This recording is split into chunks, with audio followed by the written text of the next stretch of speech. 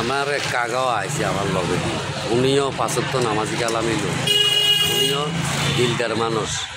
আজকে বলতেছে নামাজ অত্যন্ত প্রিয় জিনিস, ঠিক আছে না? অবশ্যই অবশ্যই অবশ্যই অবশ্যই অবশ্যই।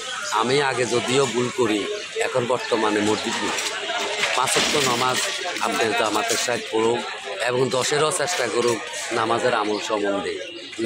নামাজের আমল বোঝার যদি চোখে দেখতেন তাহলে আমরা সবাই মসজিদে হয়ে দেখতেন। জি। আল্লাহ তো পুরো কাজ আল্লাহর হাতে রাখি দিছি নাকি? জি জি এই কারণে আল্লাহ বলেন।